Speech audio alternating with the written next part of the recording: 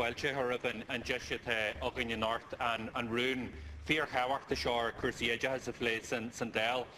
Agus caima ar grosha inta slihanta and dói a hog to hain agus a hog an rialtas ista na ceria harsha vaim gursi has.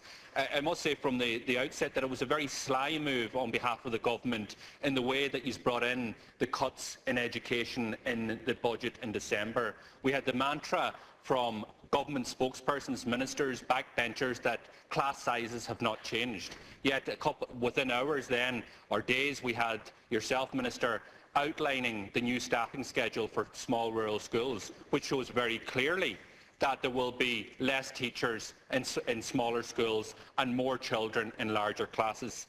The issues of the DEIS schools have been well and will be well ventilated over the next two days. They particularly affect many urban areas throughout this state. And my own constituency, we're not absolved from the impact that your decision taking in last year's budget will have on those schools. I've listened to parents, to teachers in DEIS schools in Lifford and in other areas throughout the county in Carndona who've told us about the real impacts that they will have on children's education and on the school and in the environment. In Lifford school there, that is a DEIS school, it will lose 3 teachers as a result of your proposals. But what I want to focus in on here today, Minister, is in particular on the decision by this government to try, in my view, to force the closure of small rural schools. And I say that because you have made no bones about it that the changes in the staffing schedules for schools with 4 teachers is less has been done and identified over the next 3 years to give these schools, as you say, an opportunity to consider amalgamation.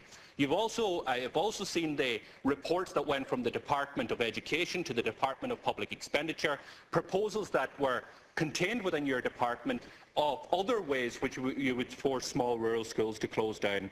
And the impact that this is going to have in rural Ireland is going to be absolutely huge. In County Donegal, my own home county, it is going to have a significant impact because of the nature of the rurality of the county. 115 of the 176 schools in Donegal have less than 100 pupils. Over 60 of them, I believe, have less than 50 pupils.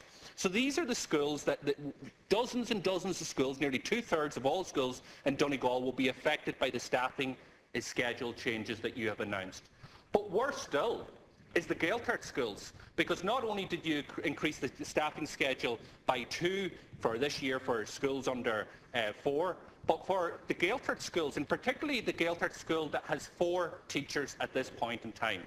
At this point in time, a Gaeltacht school with 4 teachers required 76 pupils to maintain their 4 teachers. What you have decided to do, what your government has decided to do in this budget, is increase that by 7. And you've done it retrospectively. So you've said to those schools that you now need to find 7 more pupils if you want to maintain your teacher. But not only so, and the question, and I pose this question to you, Minister, why did you signal out Gaeltacht schools for a worse cut than any other school? Every other school under 4 is increased by 2, but Gaeltacht schools with P+3, principal +3, increases by 7. It's a question you can't answer. But it's not only the schools, it's not only the teachers that are losing. The decision that you've done in relation to the allocation of resource teachers, where it's 0.2 per mainstream classroom, doesn't make sense. What you now have is in a 4-teacher school, they will have 0.8 of a position. The additional resource, additional learning support then will not be able to be amalgamated with this position, and therefore what we will have is teachers sharing positions between 2 schools. So the INTO made it very clear. What you could have is in a school with 4 teachers, you could have 0.8 of learning support, which means that every day that they would have to travel to another school to provide the 0.2 of a position to that school.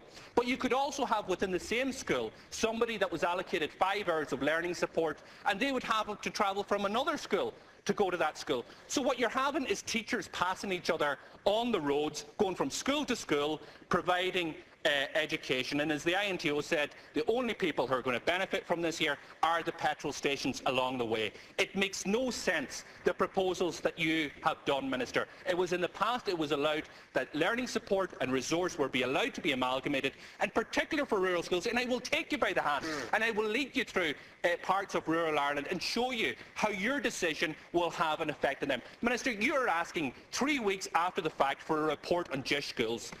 What sample is that for our children?